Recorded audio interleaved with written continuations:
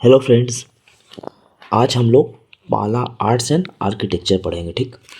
देखिए, ये हम लोग का फर्स्ट लेक्चर है जो मेंस कोर्स है ना। मेंस कोर्स का ये हम लोग का पहला लेक्चर है। ये पाला हम लोग जो पाला आर्ट्स एंड आर्किटेक्चर है फर्स्ट कवर करेंगे। मेंस कोर्स में क्या है ना कि जो डेली हम लोग नोट्स प्रोवाइड कराएंगे आपको। नोट्स प्रोवाइड करवाने के बाद हम लोग डेली डेली नहीं, अल्टरनेट डे पे, क्योंकि डेली लिखना बहुत हैक्टिक हो जाएगा, आप लिख भी नहीं पाओगे और वो आपके लिए फिजिबल है। तो अल्टरनेट डे पे हम लोग आंसर राइटिंग प्रैक्टिस करवाएंगे आपको। वीडियो जो पिछला वीडियो मैंने डाला था कि जो हिस्ट्री का टॉपिक, आपको क्या क्या टॉपिक हिस्ट्री पे कवर करना है, मतलब जो जीएस पेपर 1 है, जीएस पेपर 1 में हिस्ट्री है और आर्ट्स एंड कल्चर है फर्स्ट सेक्शन में। तो उसमें से क्या क्या टॉपिक आपको कवर करना और क्या क्या सिलेबस में है, वो हमने कवर कर दिया था। तो आप वो चीज़ देख सकते हैं। और हाँ, तो हम लोग ये बात कर रहे थे कि तो डेली आंसर राइटिंग। ठीक। अब इसमें क्या है कि मैं आपको नोट्स दे दूंगा और लेक्चर दे दूंगा। ठीक। एकदम आप देखिएगा तो जो अभी अभी हम लोग डिस्कस करेंगे पूरा पाला आर्ट्स एंड आर्किटेक्चर, तो आप लोग देखिएगा कि एकदम प्रॉपर मॉडल आंसर है, एकदम मॉडल आंसर है और आसान भाषा में। जैसे आप पढ़िएगा, अभी जैसे मैं पढ़ के बताता हूँ, आपको खुद समझ में आएगा कितना आसान भाषा में। देखिए, कोई भी बच्चा जो है ये ऐसे लिख सकता है, पाला आर्ट्स में the one of the best contemporary arts form in the country. कितना आसान भाषा में। It developed in the medieval period during 8th to 10th century. Pala arts and artistic style flourished.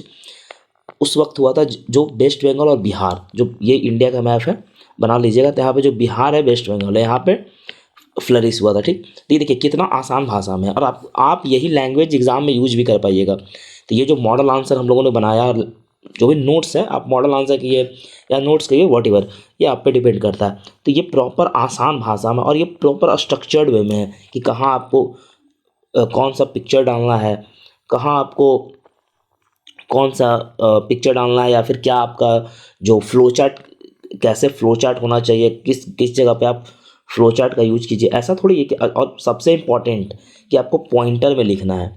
Pointer जितना भी है आपको पॉइंटर में लिखना है, और हर जगह पॉइंटर होना चाहिए, कुछ भी एक्स्ट्रा नहीं, क्योंकि पॉइंटर पे लिखने पे ना आंसर मतलब मार्क्स ज़्यादा मिलता है। ठीक।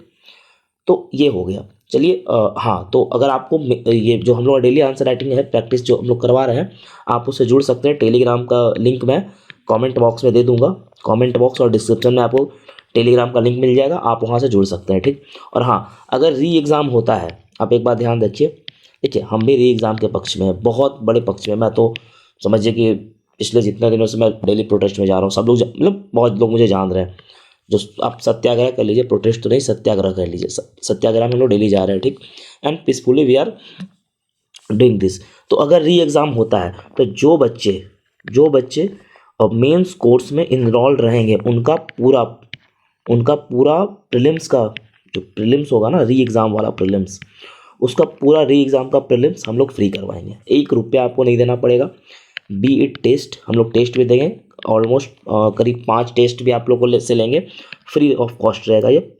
1 रुपया नहीं देना पड़ेगा आपको। जो भी मेंस कोर्स में इनरोल देंगे उनके लिए जो भी नोट्स आपको चाहिए होगा, किसी भी टॉपिक पे नोट्स चाहिए होगा, साइंस, हिस्ट्री, पॉलिटी, ज्योग्राफी, जो भी नोट्स चाहिए होगा, या फिर किसी तरीके का हेल्प, करेंट अफेयर्स का डिस्कशन हम लोग जैसे प्रीलिम्स वाले बैच में करते थे, वो सब कुछ आपको फ्री में मिलेगा और हम लोग सब कुछ करेंगे। तो अगर आप मेंस कोर्स लेते हैं, और हाँ, री एग्ज़ाम के बाद फिर वो ये जो मेंस का क्लास रहेगा ना, ये फिर कंटिन्यू हो जाएगा। ठीक। क्योंकि जब री एग्ज़ाम होगा तो और आपको टाइम मिलेगा नहीं। आप इस बात का ध्यान रखिए कि री एग्ज़ाम के बाद आपको 1.5 से 2 महीने ज़्यादा वक्त मिलने वाला है नहीं, नहीं देगा। 2-2.5 महीना बहुत है। तो इसलिए बेहतर है कि आप मेंस पढ़ते रहिए, और जब जैसे होगा उस हिसाब से हम लोग एडजस्ट कर लेंगे चीज़ों को। ठीक। अभी से स्पेकुलेशन नहीं लगाइए कि ऐसा नहीं होगा, ये होगा, ये क्या, क्योंकि देखिए अल्टीमेटली आपका वक्त बीत रहा है। इस बात को आप समझ रहे हैं ना कि समय आपका बीत रहा है।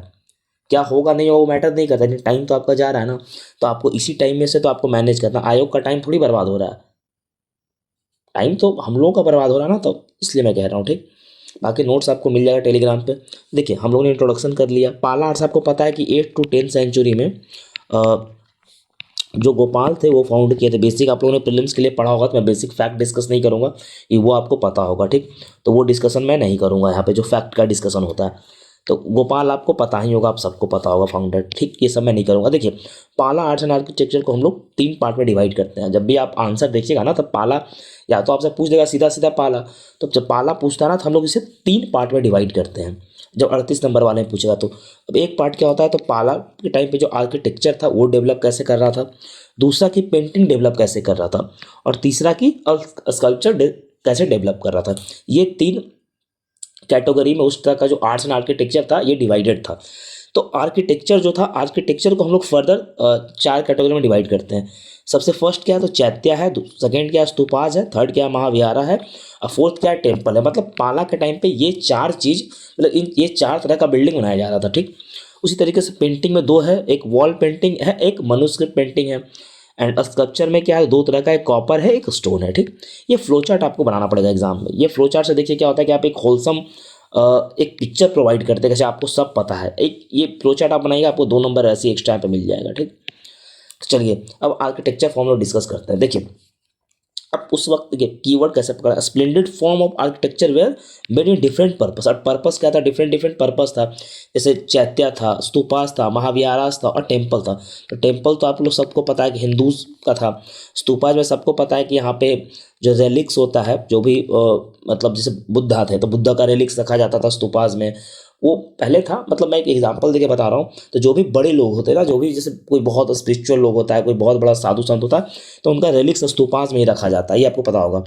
महाविहारा जो था, विहारा का मतलब ये होता है विश्राम का जो स्थल था, जो बुद्धिस्ट मॉन्क होता है। तो ये महाविहारा किस लिए कंस्ट्रक्ट किया जाता था, जब रेनी सीजन होता था ना, रेनी सीजन, उस वक्त पे जो भी मॉन्क्स होते थे यहाँ पे जाकर के वो अपना आराम करते थे। और चैत्यास तो जो था वो एक प्रकार का टेम्पल था, बुद्धिस्ट टेम्पल था, ठीक। ये हम लोग सब डिस्कस करेंगे। मैं यहाँ पे बस आपको एक बेसिक इन्फॉर्मेशन दे दिया हूँ। अब देखिए Mahavihara where mainly residential purpose. मैंने आपको ऊपर ही बताया कि जब भी रेनी सीजन होता था तो वो जो भी बुद्धिस्ट मॉन्क थे वो तो मतलब वॉन्डरिंग मॉन्क्स थे कि मतलब इधर उधर टहलते रहते थे, तो उन लोग के लिए रेसिडेंशियल पर्पस के लिए। तो आपको ये कीवर्ड अंडरलाइन करना है कि रेसिडेंशियल पर्पस, ठीक। इस तरीके से वो हम लोग मेंस में सब करवाएंगे, आप टेंशन मत लीजिए। 0 टू हीरो आपको मेंस में होगा, 0 टू हीरो, ये इस बात को ध्यान दीजिएगा, ठीक। अब देखिए अब महाविहारा होता कैसा था, तो ये रेक्टेंगुलर शेप होता था, आप देख सकते हैं ये रेक्टेंगुलर शेप होता था जो महाविहारा होता था। इसमें उसके ओपन कोर्टयार्ड होता था, और उसके साथ साथ जब कोर्टयार्ड के जो होता था, आप घर में देखते हो ना, तो ऐसे घर होता है, फिर बीच में आंगन होता है। उस तरीके से जो भी जिनका गांव में घर है उन्हें पता होगा कि इस इधर उधर, और जो भी जो आंगन खुलता है तो आंगन के ऊपर बारांदा होता है, तो बारांदा में रूम होता है, ठीक। तो यही कोर्टयार्ड है, यही कोर्टयार्ड था, और महाविहारास यही था, ठीक। तो मेनली देखिए नॉर्मली एक 1 स्टोरी होता था, लेकिन कहीं कहीं पे 2 स्टोरीज मिला है, ठीक। आप ये देख लेते, कोर्टयार्ड है, रूम है, वारंदा है, जिसको अभी मैंने बताया कि जो वारंदा होता था उसमें रूम खुलता था, ठीक। अब देखिए जैसे विक्रमशिला महाविहार, ठीक, जो कि भागलपुर डिस्ट्रिक्ट में है, ठीक। ये बनवाया कौन था, धर्मपाल बनाया था। ये बेसिक आपको पता ही होगा क्योंकि आपने पीटी के लिए पढ़ा है, आपको ये सब यूज करा है। जैसे उदंतपुरी महाविहारा, उदंतपुरी बनवाया कौन था, तो गोपाल बनवाया था। ये बिहार शरीफ, जब बिहार शरीफ को पहले उदंतपुरी बोलते थे, तो इस बात को ध्यान रखिएगा। सोमपुरा महाविहार बेसिकली कहाँ है, तो बांग्लादेश में धर्मपाल बनवाया था। आपको ये सब पता होना चाहिए, सब एग्जाम्पल है। आप जितना एग्जाम्पल कोट करोगे उतना आपको फायदा होगा मेंस में, ठीक। मैं अपना मेंस का आंसर कॉपी भी डिस्कस करूंगा, 68 वाला एंड 69 दोनों करूंगा डिस्कस, ठीक। एक्चुअली मैंने 69 वाला अपलोड डाउनलोड नहीं किया था, और इवैल्यूएटेड कॉपी अभी आया नहीं है, तो इसलिए मैं डिस्कस 69 वाला नहीं कर रहा हूँ, वो मैं करूँगा, आएगा तो, ठीक। अभी अब देखिए टेम्पल आपको पता ही है कि पाला जो था, जो गोपाल था, धर्मपाल, तो बेसिकली था तो बुद्धिस्ट बुद्ध को फॉलो करता था, बुद्धिज्म को फॉलो करता था। लेकिन ऐसा नहीं था कि वो एकदम हिंदुइज्म के अगेंस्ट था, वो लोग मतलब जेनरस था। तो उन लोगों के टाइम पे ना बहुत तरह का टेम्पल बनाया गया था, जैसे गुफा मंदिर जो कहलगांव में वो बनाया गया था, विष्णुपद मंदिर जो बोध गया में है वो बनाया गया था, ठीक। अब देखिए टेम्पल, अब एक बात मैं बताता हूँ, आप जहाँ भी जैसे कहीं भी आप किसी भी कोचिंग का XYZ का मटेरियल उठाओगे, तो वो क्या करेगा ना, यहाँ पे सीधा टेम्पल का पिक्चर गूगल से उठाएगा दे देगा। अरे भाई गूगल से पिक्चर उठा कर तुम तो दे दे रहे हो, लेकिन बच्चा एग्जाम में क्या वो बना के आएगा, आप नहीं बना पाओगे ना टेम्पल। तो आपको एक रफ स्केच जो स्केच टेम्पल का आप एग्जाम में बना पाओगे उस तरीके का आपको आना चाहिए। तो आप टेम्पल इस तरीके से बना सकते हो कि ऊपर एक अमलक होता है, जो कलश जहाँ पे रखा था ना उसको बोलते हैं, ये होता है आप लोगों ने मंदिर तो देखा ही होगा, तो ये जो सीखरा होता है ये सब चीज़ इसमें था। तो देखिए टेम्पल पाला के टाइम पे बन रहा था, और बेसिकली नागरा स्टाइल और वेंगा स्टाइल। नागरा स्टाइल क्या है, ये मैं जब टेम्पल आर्किटेक्चर पढ़ाऊंगा ना, आपको टेम्पल आर्किटेक्चर डिटेल में पढ़ाऊंगा मैं कि टेम्पल आर्किटेक्चर में दो आर्किटेक्चर, नागरा हो गया, द्रविड़ा हो गया। नागरा का फिर फर्दर 3 सब क्लासिफिकेशन होता है, उड़ीसा, खजुराहो, चंडेला, 3 सब क्लासिफिकेशन उसका भी है। तो सब मैं पढ़ाऊंगा वो चीज़, तो मैं नागरा उसमें पढ़ा दूंगा उस, और उसमें मैं थोड़ा बहुत वेंगा भी कर दूंगा। वेंगा बेसिकली ये पाला जब लोकल जो वेस्ट बंगाल में था ना, वो वेंगा स्टाइल से ये था, ठीक। एक टेम्पल और था सिद्धेश्वर महादेव टेम्पल, ये इंपॉर्टेंट है, जो कि वर्धमान वेस्ट बंगाल में। एग्जाम्पल देखिए, एग्जाम्पल आपको हमेशा याद रखना पड़ेगा, ठीक। और आप मेरा नोट्स, मेरा मॉडल आंसर जो भी मैं आप बोलिए, आपको इसमें स्ट्रक्चर्ड वे में मिलेगा। नोट्स में आपको एग्जाम्पल भरपूर मिलेगा, एकदम समझिए कि डायग्राम भरपूर मिलेगा, ठीक। अब देखिए स्तूपाज का था, अब मैंने ऊपर बताया कि उसका यूज क्या होता था। तो बेसिकली वो एक एनर्जी सेंटर क्यों, तो वहाँ पे रेलिक्स रखा होता था। देखिए यही है, ये रेलिक्स है यहाँ पे, देखिए ये रख, जब यहाँ पे रख, आप खुद देखिए ना कि कोई आप स्पिरिचुअल इंसान के सामने बैठिए, जो कि मतलब कोई साधु संत है, तो आपको एक अलग वाइब्रेशन महसूस होगा, एक डिफरेंट एनर्जी महसूस होगा। आप किसी मंदिर में जाइए तो आपको डिफरेंट वाइब्रेशन होता है ना फील, तो वही एनर्जी सेंटर था। स्तूपा जो था ना बेसिकली एनर्जी सेंटर था। लोग वहाँ मेडिटेशन करते थे, मतलब ध्यान लगाते थे। तो ये स्तूपा था। अब स्तूपा में होता क्या क्या था, तो ये देखिए ये जो 3 होता है ना, ऐसे आप कहीं स्तूपा देखे होता है, छतरी होता है, एक लंबा ऐसा डंडा होता है, फिर हर्मिका होता है, ठीक। ऐसे गुम्बद जैसा होता है, उसको अंडा बोलते हैं, AND, ये ध्यान रखिएगा, ठीक। जब ये रेक्टेंगुलर होता है उसे मेधी बोलते हैं। और जो गेट होता है ना, इसको बोलते हैं तोरण द्वार। आपने सुना होगा 4 द्वार होता था, नॉर्थ, साउथ, ईस्ट, वेस्ट। और जो ये होता है ना, जहाँ पे लोग मॉन्ग घूमते हैं, उसे बोलते हैं परिदक्षिणा पथ। इस बात को ध्यान दीजिएगा, ठीक। ये आपको लिखना पड़ेगा एकदम एज इट इज, आपको बनाना है स्तूपा। ये नहीं कि गूगल से जो पिक्चर उठा कर डाल देता है ना, वो नहीं, वो स्तूपा बना भी नहीं पाओगे। मैंने कितने मॉडल आंसर में देखा है, क्या करता है कि सांची स्तूपा का फोटो डाल दिया। भाई सांची स्तूपा तुम तो डाल तो दे रहे हो, बच्चा एग्जाम में नहीं बना पाएगा। तो वो नहीं करना है आप, मतलब जो आप बना पा सकते हैं वही बनाइए, तो इम्पोर्टेंट है, ठीक।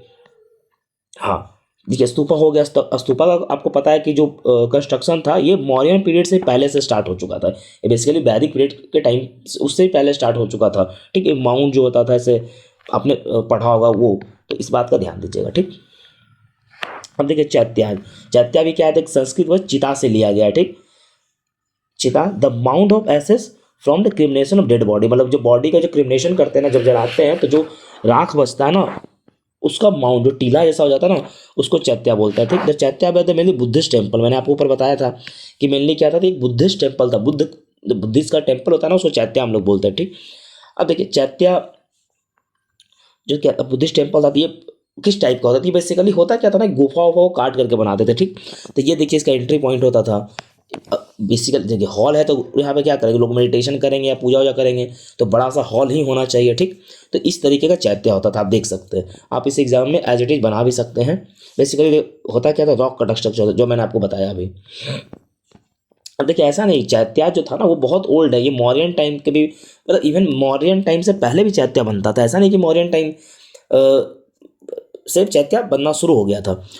तो आप उस चीज़ को, पहले होता क्या था कि पहले वुडन होता था, आपने देखा होगा, धीरे धीरे वो चेंज किया, ठीक। तो ये ध्यान देखिएगा। और एक चैत्या का एग्जाम्पल तो विक्रमशिला के में चैत्या पाया जाता है, ठीक। अब देखिए पेंटिंग इंपॉर्टेंट है। अब देखिए अब होता क्या है ना कि आपसे 38 नंबर से पाला आपका पूछा जा सकता है 38 नंबर में, या नहीं तो फिर जो शॉर्ट पूछते हैं ना, शॉर्ट क्वेश्चन जो पूछता है ना 7 या 8 नंबर का, 7 और 8 नंबर का, उसमें आपसे क्या बोलते हैं, पाला का पेंटिंग के बारे में आप बताइए। अगर 38 नंबर का पूछता था तो आपको सब लिखना पड़ेगा। आर्ट्स एंड 6 पेज होता था, आपको arts and architecture, painting, sculpture सब लिखना पड़ेगा। लेकिन अगर आपसे पाला का पेंटिंग से पूछता है, तो जो इंट्रोडक्शन मैंने अभी दिया है यहाँ पे ऊपर, ये इंट्रोडक्शन आप पाला का कोई भी क्वेश्चन पाला पे आया तो आप यूज कर सकते हैं। ये यूनिवर्सल इंट्रोडक्शन है। उसके बाद आप सीधा पेंटिंग पे शिफ्ट कर जाइएगा, जो भी पेंटिंग पूछाएगा। हाँ सॉरी, अब देखिए पेंटिंग का फ्लो चार्ट बनाइए। 2 तरह का पेंटिंग होता है, कौन कौन, तो एक वॉल पेंटिंग होता है, एक मैन्युस्क्रिप्ट पेंटिंग होता है। वॉल पेंटिंग मतलब जो आपने देखा वॉल पे पेंटिंग, सिंपल, इसमें समझाना ही क्या है, सिंपल सा जो वॉल पे पेंटिंग करते हैं वो वॉल पेंटिंग होता है, ठीक। जैसे महाविहारा, चैत्या जैसा होता है ना, तो उसे दीवार पे पेंटिंग किया जाता है ना, तो उस पेंटिंग को बोलते हैं वॉल पेंटिंग, ठीक।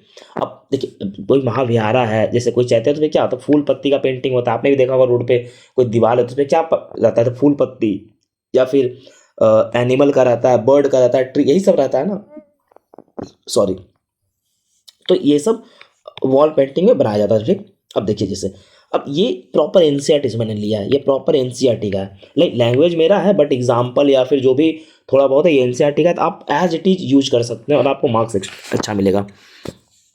अब आपको पता है कि अब देखिए वेस्ट बंगाल और बिहार कहाँ है, तो ये ईस्टर्न इंडिया में है, तो वहीं पे फ्लरिश हुआ था। पाला पेंटिंग नेचुरलिस्टिक, मतलब जैसा नेचर में होता है ना उस तरीके, आप नेचर में जैसे देखते हैं एक पेड़ को या फिर एक पक्षी को, तो उस तरीके का दिखाया, मतलब था कि पेंटिंग अगर बनाया तो उस तरीके का दिखे। Sorry, so sorry. Naturalistic style उस तरह का दिखने का, मतलब उस तरीके से बनाया जाता था और कलर भी उसी तरीके का दिया जाता था, ठीक। अब देखिए ड्यूरिंग पाला टू फॉर्म्स ऑफ पेंटिंग, मैंने आपको बताया कि दो तरीके का पेंटिंग प्रैक्टिस होता था, एक तो मैन्युस्क्रिप्ट पेंटिंग था, एक वॉल पेंटिंग था, ठीक। अब जैसे देखिए जो मैन्युस्क्रिप्ट पेंटिंग था तो उसमें क्या था कि पाला को मिनिएचर फॉर्म्स ऑफ पेंटिंग का फाउंडर माना जाता है, कि मेनली जो मिनिएचर आर्ट्स था ना, छोटा छोटा सा, मान लीजिए कोई पत्ता है या फिर कोई मतलब प्लेट है तो उसमें छोटा छोटा सा जो पेंटिंग होता है उसका फाउंडर मेनली ऐसा माना जाता है कि पाला के टाइम पे ये फाउंडर, मान लीजिए कोई पीपल का पत्ता है, ठीक, ये मान लीजिए पीपल का पत्ता है, अब इस पे कोई पेंटिंग बन गया तो उसी को बोलते हैं, जैसे palm leaves were used to write manuscript, मतलब कुछ भी मैन्युस्क्रिप्ट लिखते हैं, जैसे मान लीजिए कि कुछ जैसे होता है ना पहले किताब लिखते थे तो उसमें कुछ इस पे कुछ नोट कर रहे हैं, तो ये सब भी मैन्युस्क्रिप्ट पेंटिंग में आता था, ठीक। अब उसमें डिफरेंट डिफरेंट कलर यूज होता है, like red, black, blue, green. अब ये सब देखो नेचुरलिस्टिक कलर है। रेड आप लाल मिट्टी या फिर कहीं से यूज एक्सट्रैक्ट कर सकते हैं, पेड़ से होता था, जैसे होता ना कि हल्दी होता है तो हल्दी से आप येलो कलर को एक्सट्रैक्ट कर सकते हैं, ये सब। तो देखिए ठीक है, तो अब देख पाला क्या था, देख बुद्धिस्ट था, तो जब पाला बुद्धिस्ट था तो उसका जो थीम होगा पेंटिंग का वो बुद्धिज्म के इर्द गिर्द घूमेगा, ठीक। और हाँ, तो चलिए ये हो गया। और ये एग्जाम्पल आपको एकदम पता होना चाहिए, परफेक्शन ऑफ विजडम जो लिखा गया है 8000 लाइन में, जो पाला का जो बुद्धिस्ट पाम लीफ ये है मैन्युस्क्रिप्ट है, ये लिखा गया, ध्यान दीजिए, ठीक। अष्ट शाहरिका प्राजन प्रमित्रा, इसका प्रोनाउंसिएशन देख लीजिएगा, आप स्पेलिंग याद कर लीजिएगा और एज इट इज आपको लिखना है, ये VVI लगाइए। अगर पाला पे क्वेश्चन आता है, पेंटिंग पे आता है तो आपको ये लिखना ही पड़ेगा, ठीक। ये एज इट इज एनसीईआरटी में दिया हुआ है, आपको लिखना पड़ेगा यहाँ से। ओके, चलिए वॉल पेंटिंग मैंने बता दिया। अब कुछ फीचर्स है, तो जैसे अब क्या फीचर्स है, तो पेंटिंग का अजंता पे का इम्पैक्ट देखने को मिलता है, मतलब पेंटिंग मोनेस्ट्री ये सब में होता है, नेचुरलिस्टिक स्टाइल है, ये सब देखिए आप इस तरह से आप मतलब ना एक फ्लो चार्ट में, या फिर आपको टाइम कम है तो आप ऐसे लिख सकते हैं। आइडियल शेप एंड स्कल्पचर है, एनिमल, एलिफेंट, ये सब दिखाया जाता है, ये सब तो फीचर था ना जो हम लोगों ने बात किया कि नेचुरलिस्टिक था, ब्लू, ब्लैक, ग्रीन ये सब कलर यूज होता था, कलर मेनली नेचर से एक्सट्रैक्ट किया जाता था, तो इस तरह से आप इसको लिख सकते हैं, ठीक। हाँ, तो हाँ देखिए, तो पेंटिंग हो गया। एक सराय स्थल है नालंदा में, वहाँ पे पाला एरा का वॉल पेंटिंग पाया गया, ये बहुत इंपॉर्टेंट है, आपको ये याद होना चाहिए। जहाँ पे क्या है कि एक महिला जो है वो मिरर में देख रही है और मेकअप कर रही है, ये मिरर है मान लीजिए, तो एक महिला मिरर में खुद को देख रही है और मेकअप कर रही है, ये पेंटिंग यहाँ से मिला है।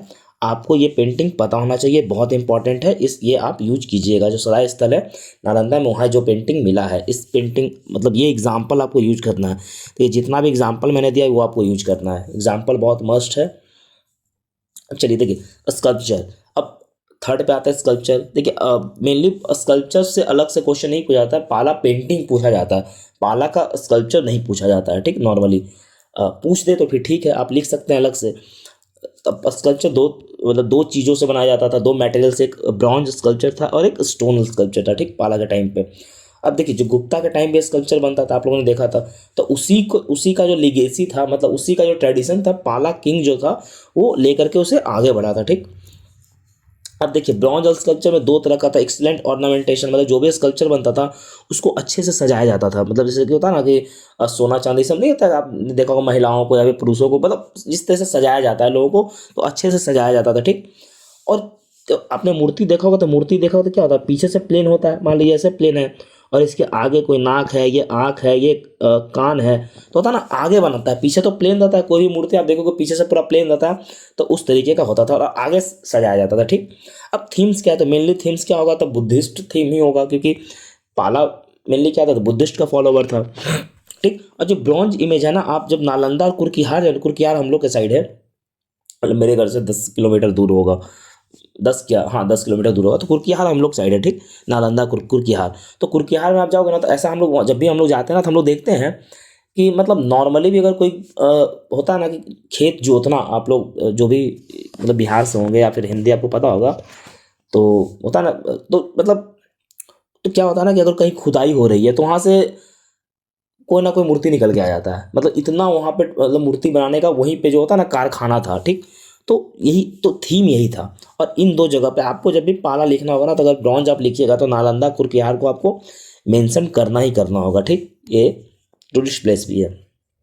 इसमें क्या क्या एग्जाम्पल दे सकते हैं, तो image of Ganga Vishnu etc. were found. ठीक, बुद्धिस्ट तो थीम था ही, लेकिन मैंने आपको बताया कि सिर्फ बुद्धि टेम्पल भी बनता था, तो जब टेम्पल बनेगा तो टेम्पल में मूर्ति रखने के लिए भी तो कुछ कहीं से बनना चाहिए ना, तो यहाँ से इस लॉजिक से आप इस तरीके से कर सकते हैं। और तांत्रिक बुद्धिज्म का भी इस इन्फ्लुएंस था इसमें, क्योंकि उस समय तक डेवलप कर चुका था अच्छे से तारा।